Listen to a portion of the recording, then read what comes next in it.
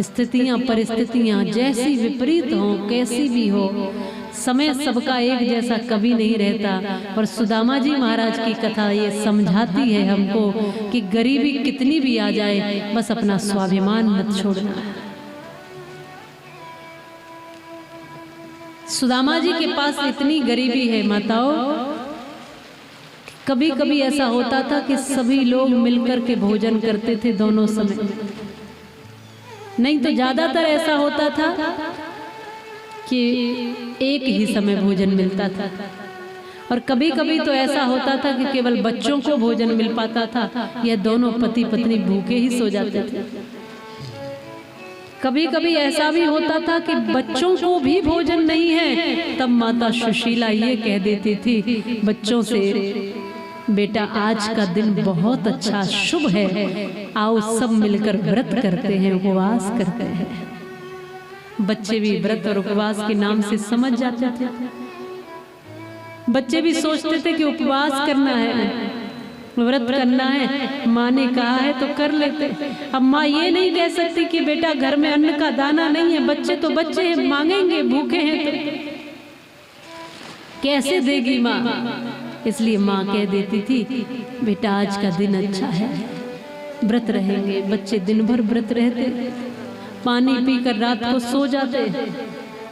दूसरा दिन होता तो कभी कभी ऐसा होता था कि भोजन मिल जाता था, कभी ऐसा भी होता था कि दूसरे दिन भी भोजन नहीं है। तब वो माँ कहती थी कि बेटा आज का दिन तो कल से भी ज्यादा शुभ है, आज और व्रत रहते हैं।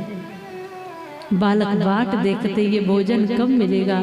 कभी कभी ऐसा होता कि कई कई दिन तक माँ को बच्चों को बहलाना पड़ता, 2-2 3-3 दिन तक जब भूखे बालकों को बिलखते देखती माँ, तो आज माँ सुशीला से रहा नहीं गया। आज सुदामा जी महाराज के पास आकर कहती है पतिदेव सब द्वारिकाधीश के पास जाते हैं अपनी अपनी समस्याएं लेकर के, आप तो उनके पुराने मित्र हो, आप अपनी समस्या बताओ या मत बताओ, पर कम से कम एक बार उनके दर्शन करके आ जाओ, एक बार दर्शन कर लो, एक बार अपने मित्र से मिल तो लो, दर्शन तो कर लो, वहां जाके तो आ जाओ, एक बार चले जाओ द्वारिका। सुदामा कहते हैं सुशीला कैसी बात करती हो तुम ये कहना चाह रही हो कि मैं मेरे मित्र को ये फटी सी धोती जाकर के दिखाऊं, ये एक हड्डी का ढांचा जो शरीर बन गया है ये दिखाऊं, भूख से बिलक बिलक कर तड़प तड़प कर सूखा ये शरीर बिल्कुल ऐसा सूख गया है, क्या ये दिखाऊं, जाकर ये कहूं कि मेरे पास भोजन नहीं है, क्या कहूंगा अपने मित्र को, जाकर पीड़ा दिखाऊंगा और उसको भी दुखी करूंगा। नहीं नहीं, मैं अपनी पीड़ाएं लेकर नहीं जाऊंगा। पत्नी सुशीला कहती हैं हे पतिदेव पीड़ा लेकर जाओ मत जाओ, बस जैसे भी भाव से जाओ, एक बार जाकर दर्शन कर लो। भगवान के तो दर्शन मात्र से सब पीड़ाओं का निवारण हो जाता है। आग्रह करती है, बार बार कहती है। तब सुदामा कहते हैं कि क्या खाली हाथ चला जाऊं, तुम ही बताओ देवी, क्या खाली हाथ चला जाऊं? खाली हाथ तो नहीं जाऊंगा। आज सुशीला कहती है मैं कुछ व्यवस्था करती हूँ। कई घरों में गई है सुशीला, इधर उधर जाती है, दरवाजे बंद मिलते हैं, कुछ दरवाजे खुलते हैं तो वो वापस कर देते हैं कि नहीं नहीं हमारे पास तुम्हारे लिए कुछ नहीं। ये कहती है मेरे पतिदेव द्वारिका जा रहे हैं और मेरे पतिदेव के मित्र हैं द्वारिकाधीश, लौट कर आएंगे तो तुम्हें जरूर वापस कर दूंगी, कुछ अन्न ही दे दो, कुछ तो लेकर जाएं जो सामर्थ्य है। बड़ी मुश्किल से 4 मुट्ठी टूटे चावल मिले हैं, नहीं तो सबके दरवाजे बंद मिले थे। आज सुशीला वह 4 मुट्ठी टूटे बिल्कुल चावल लेकर अपने पति को देती हैं, फटे से चिथड़े में लपेट करके। एक कोई उन चावलों को रखने के लिए भी कुछ व्यवस्था नहीं है, तो चिथड़ा पड़ा था, बस उसी फटे से चिथड़े में लपेट कर दे दिए हैं। वो सुशीला धन्य है जो अपनी गरीबी में भी, अपने अभाव में भी कहीं रोती नहीं है। यहाँ सुशीला बहुत विनम्र है, बहुत नम्र है, लेकिन सुदामा भी बड़े स्वाभिमानी, बड़े सहज। जोड़ी को बिल्कुल वैसा ही होना पड़ेगा, एक जैसा।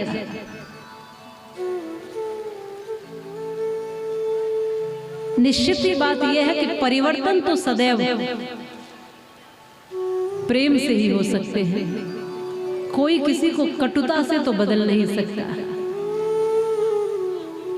सुदामा जी 4 मुट्ठी चावल लेकर गए, द्वारिका पहुंचे, भगवान ने स्वागत किया, हृदय से लगाया, गले से लगाया, भगवान ने मान सम्मान दिया, भोजन इत्यादि ऐसे मनोहर भाव से कराया है और सब कुछ व्यवस्थित किया है। और उन 4 मुट्ठी टूटे चावलों को उस चिथड़े में देख करके भगवान ने खींच करके खोल करके वो पोटली, और 1 मुट्ठी चावल खाने पर 1 लोग, 2 मुट्ठी खाने पर 2 लोग, और तीसरी मुट्ठी पर रुक्मणी जी ने हाथ पकड़ लिया। माने 2 लोग तो भगवान ने 2 मुट्ठी चावल पर ही दे दिए हैं। इसलिए कहते हैं भाव का भूखा हूं मैं, भाव ही एक सार है, भाव से मुझको भजे तो भव से बेड़ा पार। तुम जो कुछ करने लगो भाव से कर दो बस। चालाकी और चतुराई मत रखो मन में। भगवान सब जगह देख रहा है, कितनी आंखें हैं उसकी। तुम छुपकर भी कुछ कर लेना, वो वहां भी देख लेगा। तुम छुपकर भी कुछ सोच लेना, वो वहां भी बैठा हुआ है। कभी अलग नहीं है वो हमसे।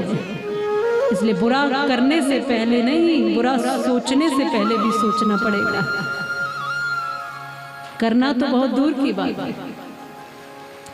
और जब भगवान हर समय आपके आसपास अनुभव होंगे तो निश्चित ही ऐसा होगा कि आप गलत करने से बचे रहोगे। यहाँ ऐसा हुआ कि भगवान ने इतना कुछ दे दिया पर सुदामा जी को पता भी नहीं चला। जब वहां से विदा होकर के अपने नगर में आए हैं तब देखा कि इतनी बड़ी नगरी बसा दी, बिल्कुल द्वारिका के जैसी भगवान ने विश्वकर्मा के द्वारा।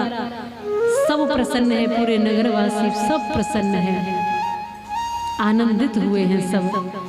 आज हाथ जोड़ करके सुदामा जी ने कहा, प्रभु धन्य हो आप, इतना कुछ दे भी दिया और पता भी नहीं चलने दिया। इसलिए कहते हैं देने पे जब वो आए तो बेसुमार देगा, पर जिस दिन घमंड अपने तू सर से उतार देगा उस दिन तुझे विधाता अनमोल प्यार देगा। देने पर जब आता है तो छप्पर फाड़ के देता है।